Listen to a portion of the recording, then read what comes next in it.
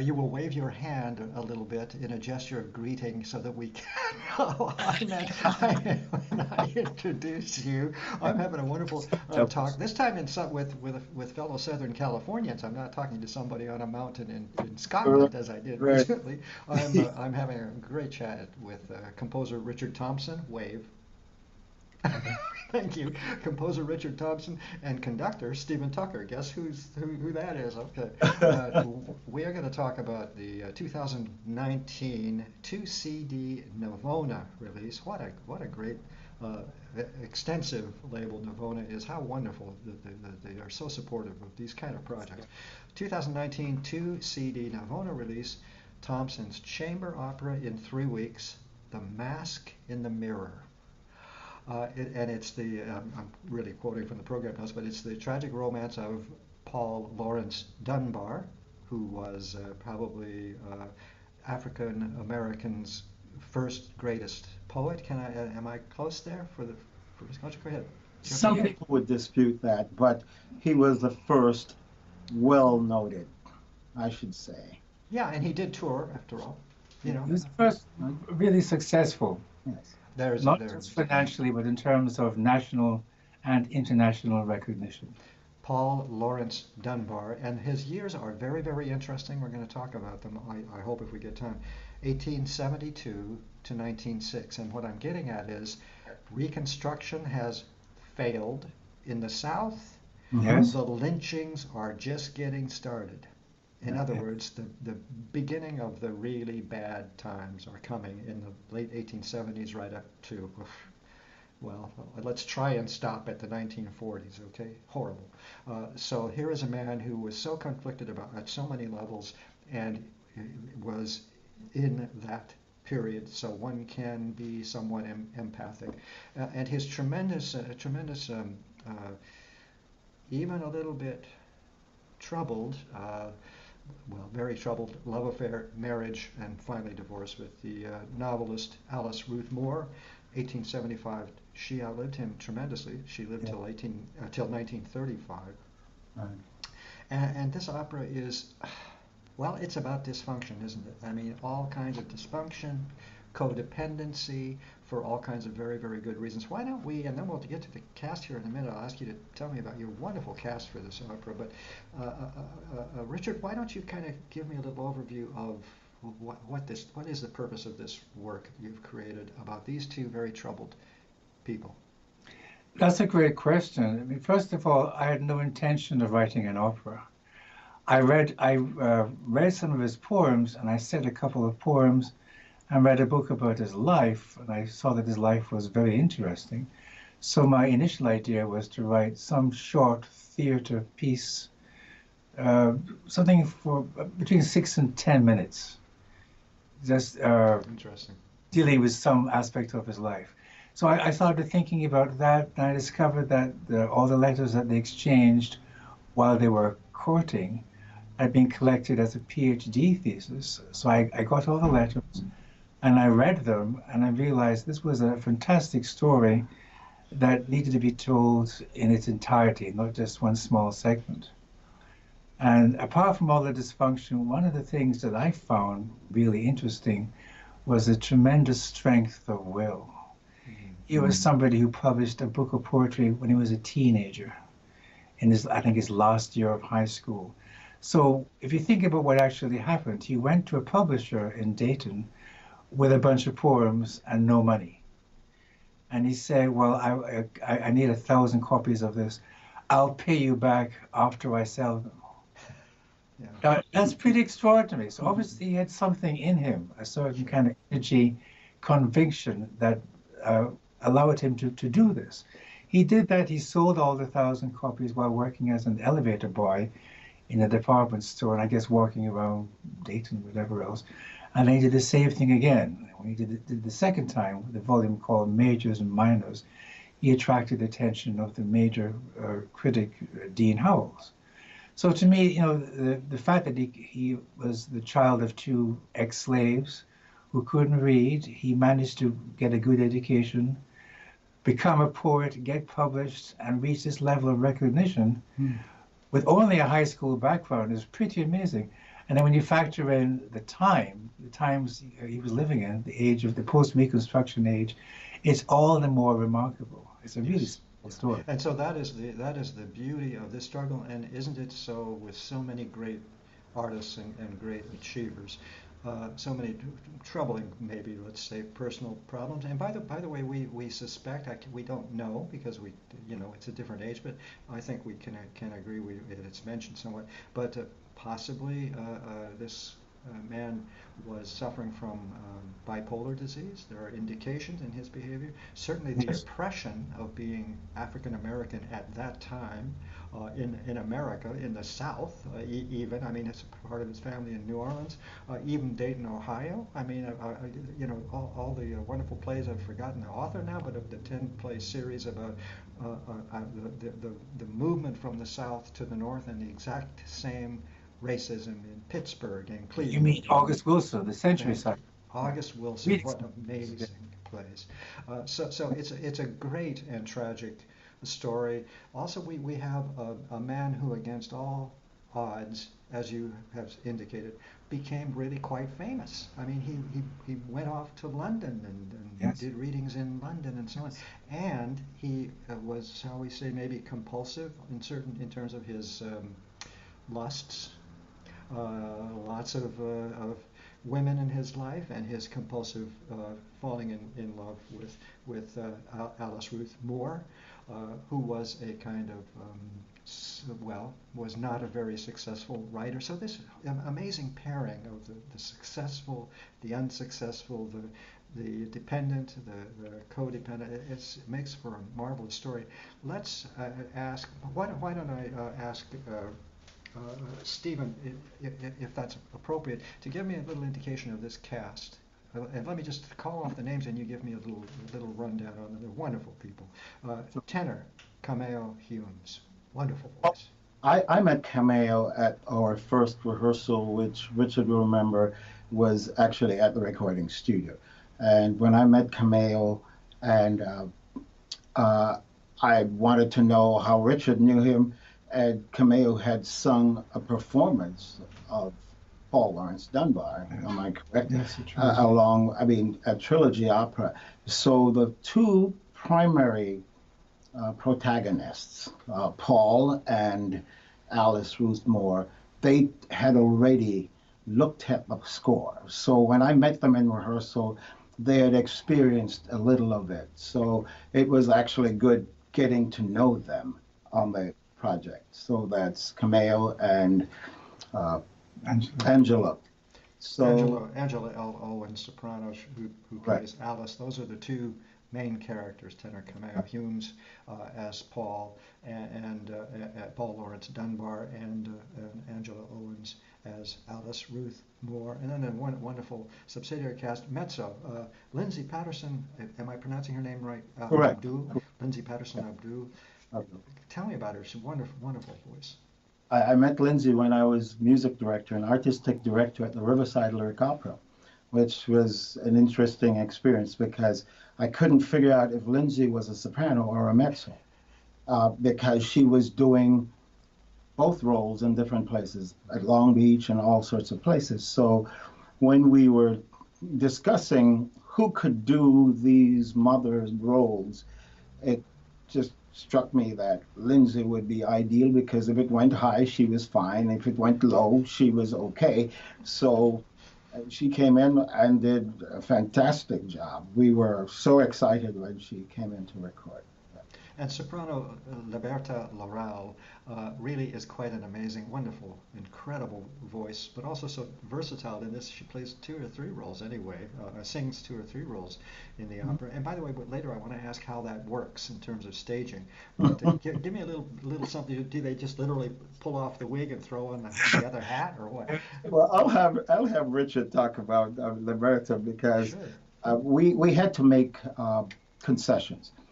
For the recording project, we had to discuss funding, and it's not as easy to get all these great people, and multiplicity of singers to come in and do things. So Richard had a great idea. He said to me, "No, we could have a couple of people, 2 or 3 people, do different roles."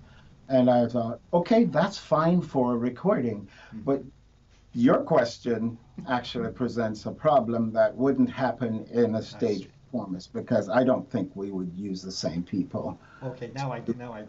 Right, But I thought, right. if you're, chamber opera, what a great idea. And then that's why I became so kind of curious about how this is. So in other words, in a fully staged production, well, all of the characters will be sung by different singers. But in the recording, for very, very reasonable reasons, soprano Liberta Laurel apparently took on the greater part of this struggle. Wonderful, by the way, as well. Her characterizations are immediately different for each of the characters. I, um, I Yeah, must point out that Lindsay did sing three roles because she sang the headmistress yeah. And the two and the mothers. two mothers. And the two mothers. Okay, thank you. We get that. Thank you for Yeah. clarifying that very well. Soprano Natalie Mann, who wants to speak about? Again, Natalie, I met when she moved to California. She was teaching in Riverside area. She came to be a part of the Riverside Lyric Opera, and we had done recitals together. I accompanied her, and when we thought about who could be Paul's lover in London, I just thought, oh, Natalie would be perfect, and she came in and just nailed it. Yeah, absolutely. Very, very impressive voice, very impressive role playing, even audibly. If you get my drift, I knew that her characterization. Tenor Roland Mills. You Who was? worked with you worked with No, you worked with him first. yes. I worked with Roland, and then I recommended Roland to Richard, which was an interesting combination because during Mask, we called him in to play both the drinking buddy and the sales rep. Yeah. And he did such a good job that Richard cast him in something else, in a live performance. What work was that? I wrote a piece honoring and celebrating the life of Martin Luther King called Freedom. So I had him sing, I said part of Martin Luther King's I Have a Dream speech to music. So I called in Roland to sing that part. It was a concert given by the SDSU Orchestra and Choir last year. So I had Roland and Lindsay. Lindsay sang a soprano role in that piece also. Wonderful. Well, that's what the business is all about. Yep. You Yes, do a gig, somebody says, "Hey, you're good. How about you do another gig for me?" That's perfect. exactly. Let's see. We've discussed. I think we've discussed composer Richard Thompson, and we mentioned Stephen. Are you guys happy with the credits? I think we got the credits, didn't we? Absolutely. Yes. We're alive. Stephen, tell me about the. I just forgot. Sanaa. No, the Sanaa Same. Opera Project. Pronounce it. Well, now I know as of about 3 or 4 days ago, it's Sané. Sanaa. So I wanted a name that was special for the project and also Afrocentric. And somehow I came across the name. No, a friend of mine suggested the name Sané. And apparently it means work of art and beauty. And I thought, well, that's the perfect name. I didn't want to use something that was sort of just purely functional, like Mask in the Mirror Opera Company, something that's functional with no personality. So I wanted something with a personality which would work for this project and possibly for something else in the future that struck a certain kind of Exactly. tone, that was memorable and not just a purely functional thing. Yeah. And by the way, that's a great idea. I figured that's why I asked that this was a project name that has some legs Exactly. for other projects, has some legs. Okay, now let's just sort of do a little dissecting. We have to return to this business. I want both of you. I don't know who to ask to go first. You guys fight over it, but again, I just want to try and deal with these levels. There are huge multi-level issues. Giant. We're not just talking personal issues. We're talking giant societal issues about racism, all of it, as we all can figure from this story. But how much for example, how much behavior, as just one issue, how much behavior can be forgiven by a genius? I think that's an issue. Here's this guy. He became an alcoholic, rowdy, troublesome. The marriage collapses, and he was a genius. There's one. Let me dump a couple at you, and then we'll see what happens. About flawed genius. And also race, this idea of reaching a certain threshold and you just cannot get beyond it. I think he complained, his letters complained, that here he was being, in the note program notes, being recognized, I mean traveling to Europe, and yet still practically, coming in the servant's door. All the praise meant nothing. That whole business of masks, and a little later I'm going to read it. Who wants to go first on those juicy issues? Aren't you? Well, I thought you would say that. Well, those are two great questions, and I still wrestle with the first one. I think one of the first things is that we assume that people of genius, whatever kind of genius it is in whatever field, we kind of suppose that they are all around superior human beings, that they're filled with higher intelligence, a great sense of compassion, humanity, etc. Well, history does not support that idea. You can be a genius and be severely flawed. That's something I think we need to come to terms with, that genius is just one aspect of a person's personality. It doesn't make that person a better human being than anybody else. Mm-hmm. And that's a hard one, a bitter pill to swallow, because we see somebody who creates beautiful music. So at a certain level, we assume that that person is a beautiful human being. That may not be the truth. In fact, the history of music in several different genres is filled with stories of people who were great composers, but in their practical lives were quite simply absolute jerks. Yeah. There's no need to mention names. That's right. I was just going to say that. In Many addition, jumped to mind. yes. In addition to that point, your part of your question was, is it forgivable? And I will say, let's assume it's forgivable, but the person who is the jerk, the genius jerk, does not get to call the forgiveness. Mm. It has to be done by society, and society has done that over and over to people who we deem geniuses, and we've decided to wink at certain things. But Paul's problem was he thought he deserved it because he said he should have it. And that was his greatest flaw, was that he thought he was a genius, which most people thought also, but then he went on further to say, my genius demands that I be allowed to do whatever I want to do. Yeah. And you can forgive him even that, I think, in a way, can't you? Because of the circumstances. I don't mean the alcoholism, but again, the circumstances of overwhelming racism, in the country, particularly at that time. I don't know. Just the bitterness must have been overwhelming. So there's so many things that I, as a white man, can forgive readily based on the torture that this man went through, knowing he was brilliant and a genius and all the rest. And then, where do you draw the line at abuse or what? Yes, speak, please. Well, another thing, a couple of things that are worth mentioning. He grew up in a very dysfunctional family. His father fought in the Civil War, and from what I have gathered from reading, he was probably shell-shocked. His father was abusive, so he grew up in this atmosphere. So at a certain level, he must have normalized abusive behavior. Also at that time, there was no available psychotherapy. So as a young man, he's walking around with all these problems and issues with no real counseling or outlet. And let's not forget, he was still very young. He didn't live to be 40, 50, or 60. So at his age, he hadn't really learned how to deal with all these problems properly. And he didn't get any help. Because I don't think anybody went to psychotherapy in America in the 1890s. Or let alone African Americans, you know what I mean? Exactly. I mean, just completely cut off from all of that. Exactly. Yeah. So he had no help. His only outlet was being creative, and of course, with his health problem, his drinking. So he was really doomed to failure. There's nowhere. And also self-fulfilling, maybe even.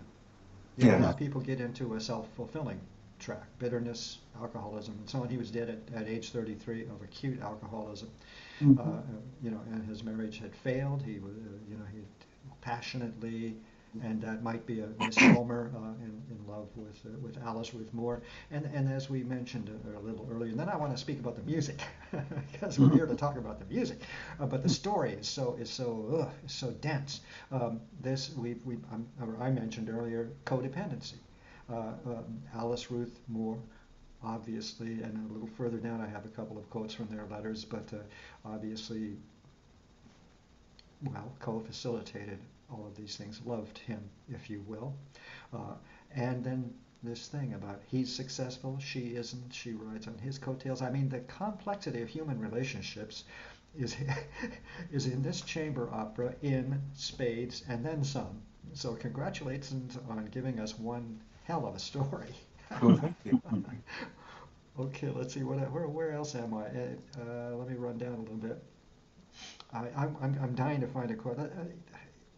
So we talked about the vulnerable woman writer falling for the far more famous poet, all that stuff. And by the way, she was prejudiced as well. Alice Yes. was prejudiced. Her skin color was lighter, and she was troubled by people with darker skin. I mean, the complexity of being black, said the white guy here, has to be, in my view, really nearly overwhelming even now. So believe me, I hope I understand a little tiny bit how hard it is, even now as we speak.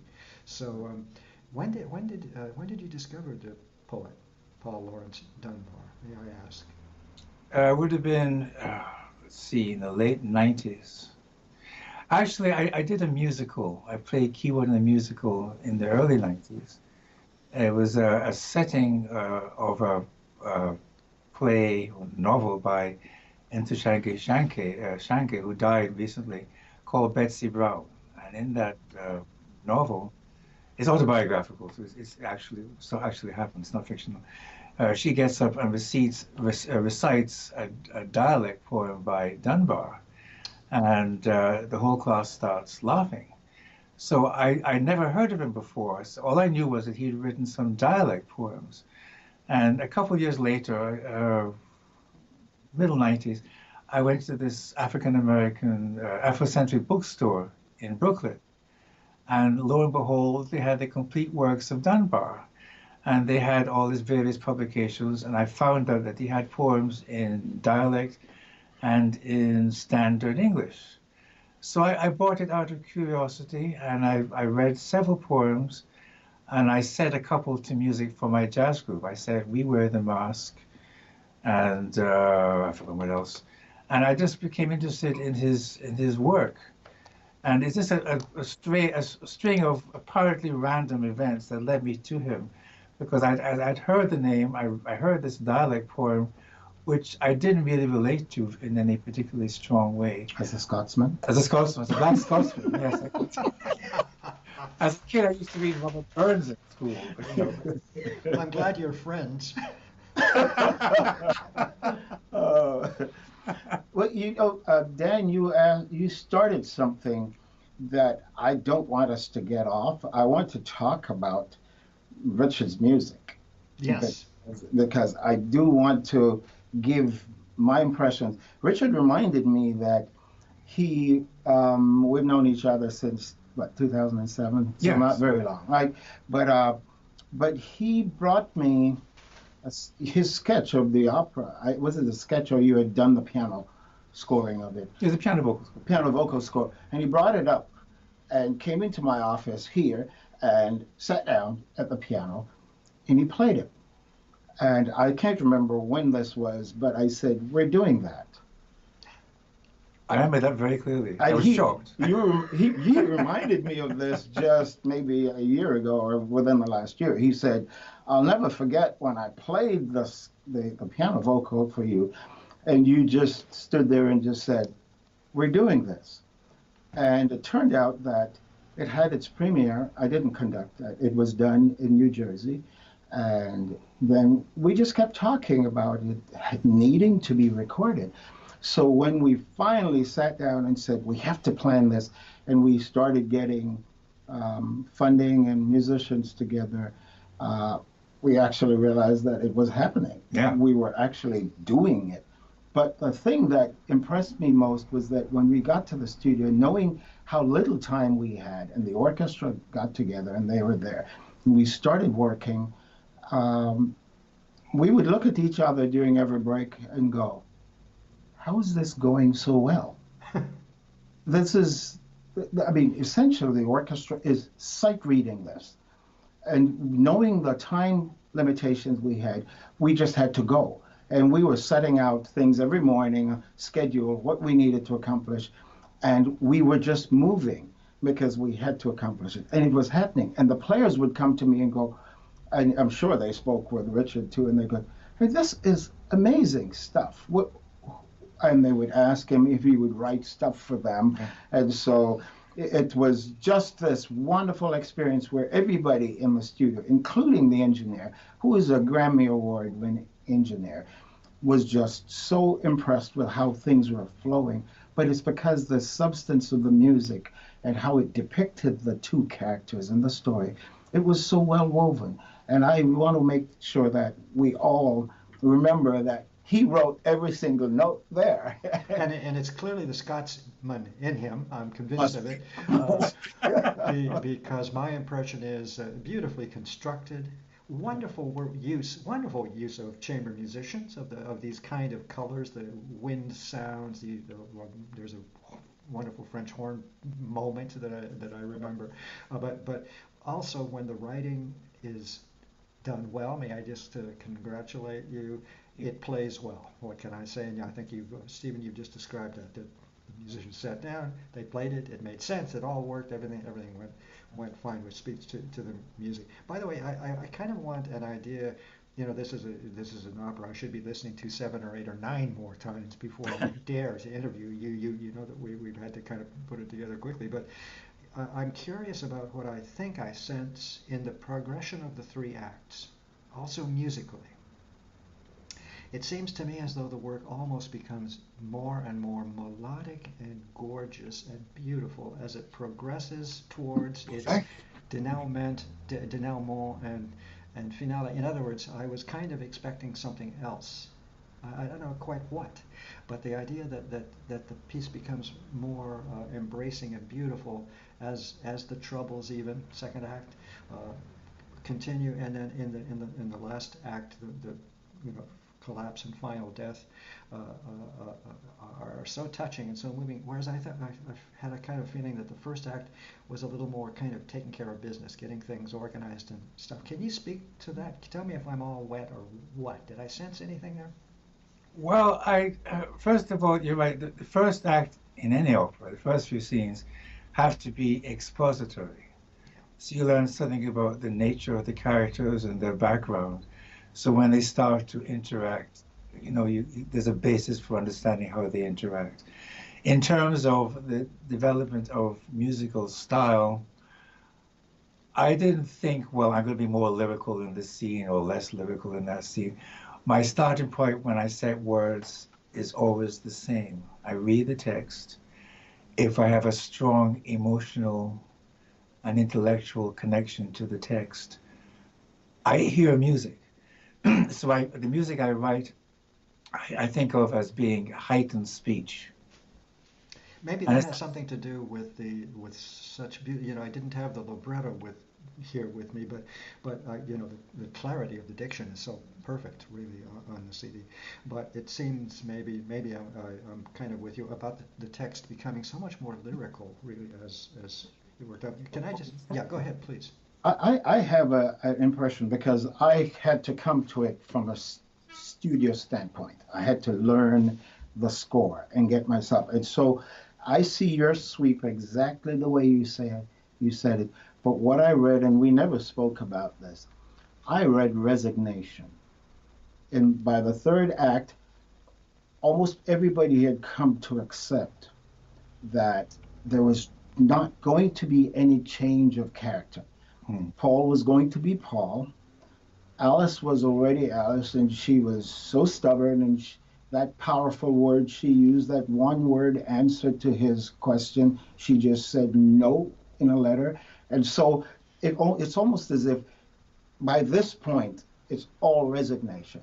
And therefore, there is no turmoil I sensed from there on. It was just, let's resolve this. And then it became so much more rewarding, the melodic writing. That's Beautifully what. put, and how Schubertian.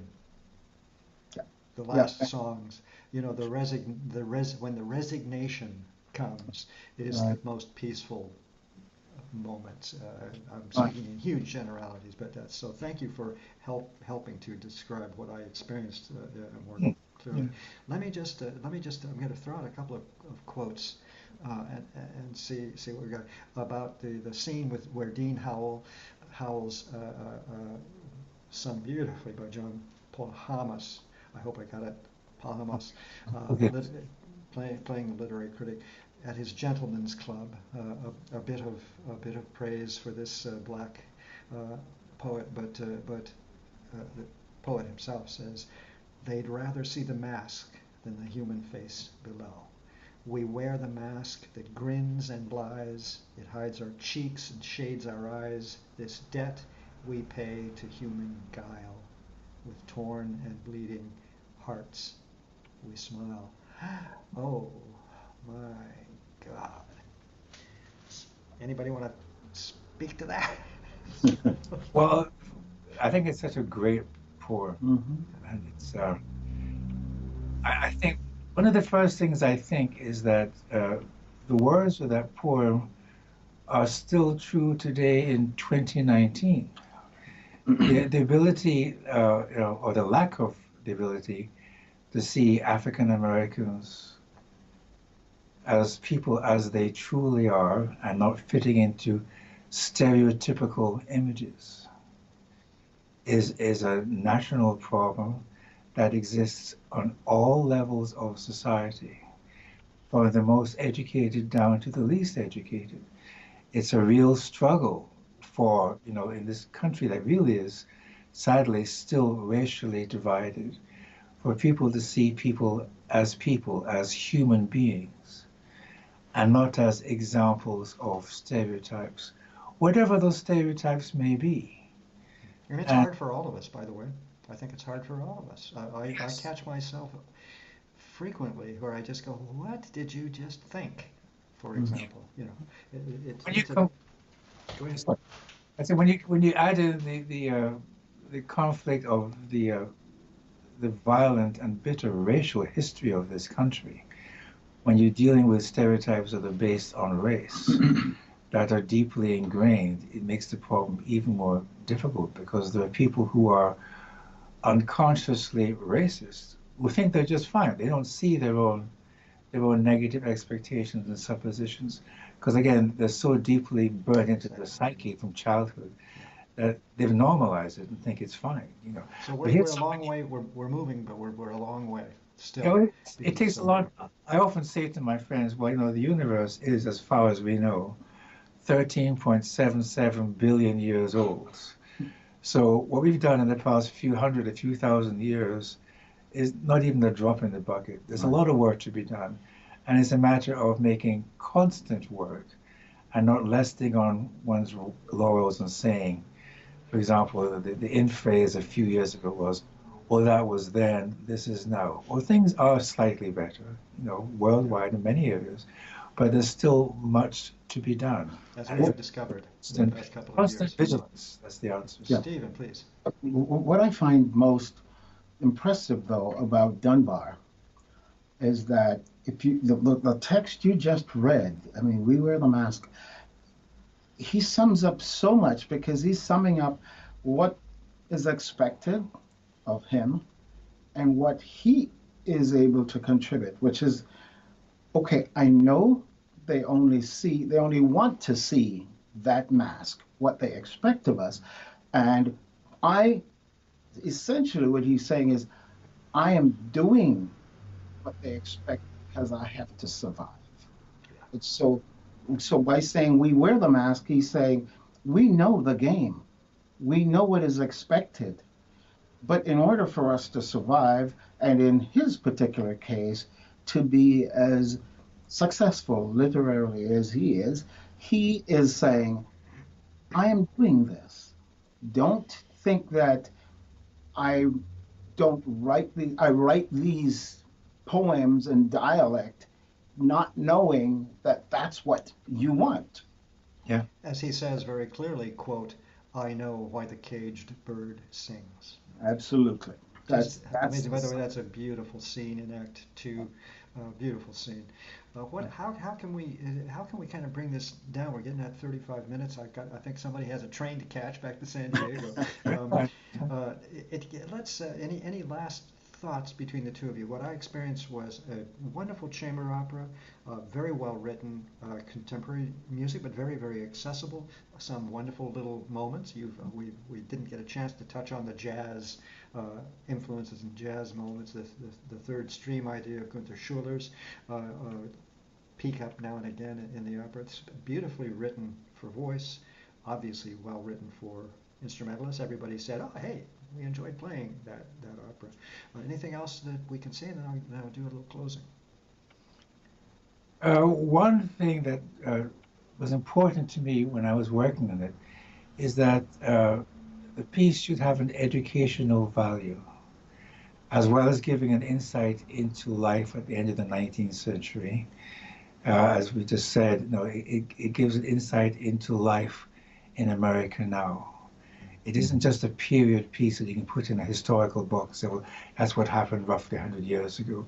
The main themes of that opera are still alive in our current society, and also his rise from rags to riches, as well as being a monumental success story.